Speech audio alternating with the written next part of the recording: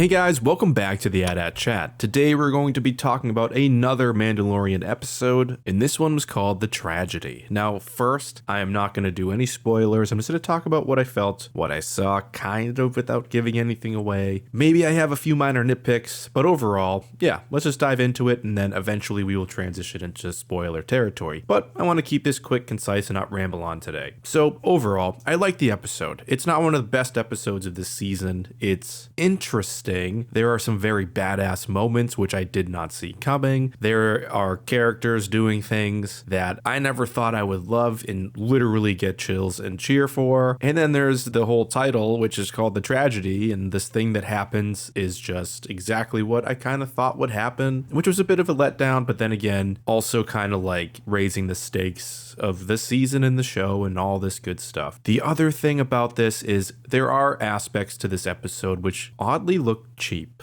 And I'm not trying to knock anybody working on this at all. You know, I'm not working at Lucasfilm making these shows. So whatever they're doing their best. But yeah, there was a bit of a Star Trek vibe to this episode where they're just in hilly sand with, you know what I mean? If you watch The Next Generation or the old classic Star Trek series, it just seems low budget. That's kind of what I felt like, even though I know that a lot of these environments were in the volume. So it's an oddly low budget looking volume kind of experience. But then there's other things that look amazing. And there's one big awesome ship thing that happens, which if you haven't seen it yet, you're going to be like, yes, that's cool. There is a bit of a recontextualization about something in this episode, which I did not see coming as well. And overall, while it was a very quick episode, you know, it was a good episode that looked a bit cheap and was maybe a little bit too short, but it's setting up a lot of cool things to come down the line. A lot of important little details just popped up throughout the episode. So I think kinda that's as far as I can go without talking about spoilers. So let's transition over to spoiler territory, and you have been warned. If you have not watched this episode, it is not my fault that you're about to watch this video. Okay, now that's out of the way. Spoiler time. So this episode starts off with Din and Grogu on their way to Tython, and there are some heartwarming exchanges in the Razor Crest, with Din calling Grogu's name out over and over because he loves the response that Grogu gives him. Din is trying to continue his quest as well, getting Grogu to the Seeing Stone to get him back to where he belongs. And then we cut to the title card, which I hadn't even looked at. I never looked at any of the upcoming events for the next season, and man, once I saw that it was called The Tragedy, I audibly said,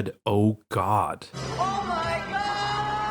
So Din and Grogu enter into Tython's atmosphere, revealing a mildly lush green planet, and we also end up circling around the ancient ruins of the Seeing Stone, which Grogu will be placed upon. Unfortunately, there is no way to land near the Seeing Stone, so they have to use the jetpack, which was really awesome. That scene was pretty funny to me, and they use that to fly the rest of the way up to the top of the Seeing Stone area. Now, I will say, this set and setting in this area felt a bit cheap, but I still love these ancient ruin aesthetics, like this meditation rock with all these kind of hieroglyphics in it. I thought that was pretty cool. And also, side note, I love how Din refers to anything Jedi related in the most childlike way. For example, he calls the Seeing Stone area the Magic Rock. I thought that was hilarious. It just shows how out of touch he is with what the Jedi are. Kind of reminds me a lot of a young Han Solo. And as Din places Grogu upon the Seeing Stone, nothing ends up happening, at least at first. And then the next moment actually blew me away. We hear a ship. Din turns his head and we see Boba Fett's Slave One in the atmosphere finding a place to land. Very visually awesome to see. We haven't seen that in a long time. I just didn't see this coming at all. I figured Boba Fett was one and done in episode 1, and then we'll see him next season. And while this is happening, the Seeing Stone finally ends up working, and Grogu is engulfed by what seems like force energy, creating a giant beam of light that goes way into the sky. And it reminded me a lot of Avatar: The Last Airbender, when Aang initially does his thing and beams out into the atmosphere, showing his location. So even though Din wants to get going with the kid now, he can't. The field surrounding Grogu is impenetrable. And also, let's take a moment for how cute Grogu meditating is.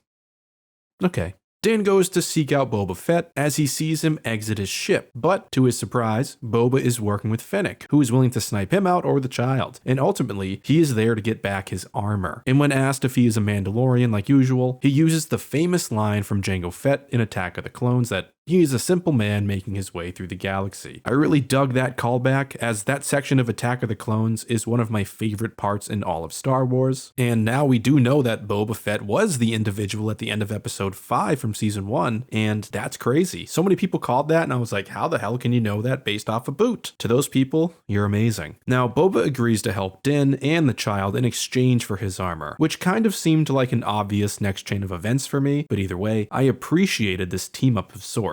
And as this happens, the Rogue One section of this episode begins, with Imperial transports dropping down onto Tython because the Razor Crest was being tracked by Moff Gideon, and we found that out a few episodes ago. And while this is happening, little Grogu is still seen to be meditating on the rock. Din's first instinct is to get the child and get the hell out of there, but Din cannot grab Grogu as the force field keeps literally pushing him back violently like a rag doll. From here, it's basically like this ultimate gunfight with Fennec taking out a healthy portion of troopers, and Boba Fett turned into Chirrut Imwe with his Tusken Gaddafi stick and annihilates troopers in a way I have not seen yet on Mando Dads or in most of the films. It was so ruthless, it was brutal, and maybe now I love Boba Fett now that he's done something that I care about. I can't express enough how insanely good Boba is at fighting, and the sound effect they use for every time he smashed a stormtrooper's face in. It was this huge boom, subsonic boom sound. Amazing. And after that occurs, Boba makes his way to the Razor Crest, seeing his armor, so we know where that's going. So we cut back to Grogu, and he is done with his meditation, and like always, after heavy force use, he takes a little cute nap. As the fight ensues, Mando ends up using his whistling birds to aid Fennec, who is now surrounded. And we also get the big reveal of Boba back in his armor, being ruthless, and it's something I was never expecting to fall in love with. And yeah, he looks a little goofy. He's like the chubby Mandalorian, but hey, he's an old man that escaped the Sarlacc pit.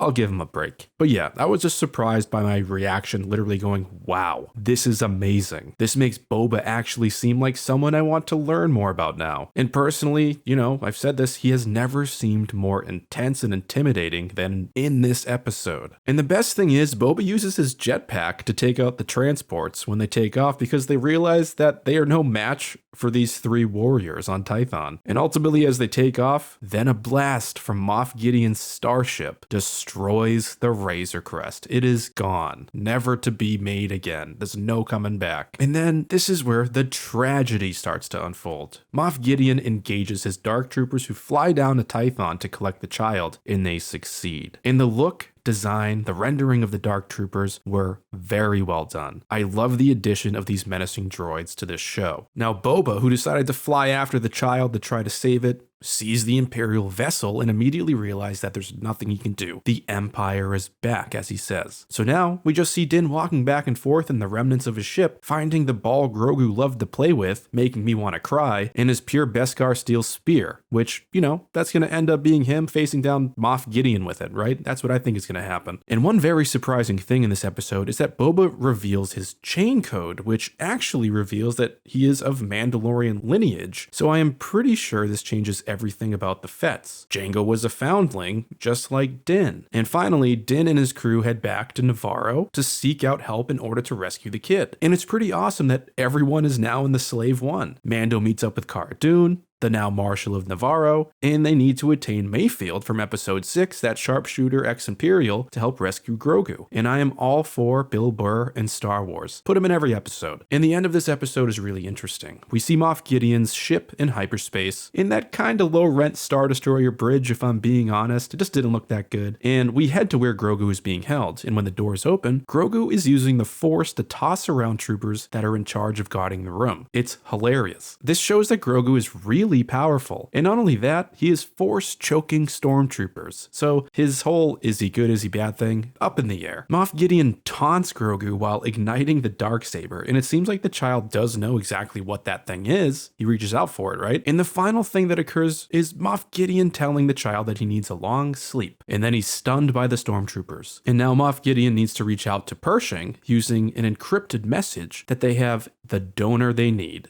again in regards to their M-count transfusion experiments. and that's it. So this episode, while not exactly one of the best, was arguably one of the most intense, and I loved what Boba Fett did. I love that Fennec is back. I love that now we are in this situation, almost an Empire Strikes Back kind of end of tragedy, where, all the heroes can do is just go on this desperate rescue mission, and I cannot wait to see what happens. It's almost like going to rescue the princess, except this time, it's the baby. So tell me down below what you thought of this episode. Did you like it? Did you hate it? Was Tython exactly what you thought it would be? Nobody thought we were going to Tython this episode either, so I'm surprised we did go there. And what did you think about Boba Fett's martial arts? They were amazing. And do you agree with me that the episode kind of had a little bit of a Star Trek vibe to it? It had that low rent kind of look to it. It's hard to describe, but at least the Star Destroyer looked really bizarre to me. It just kind of looked like a fan film for a bit. Either way, super excited, happy to talk about it, and may the Force be with you.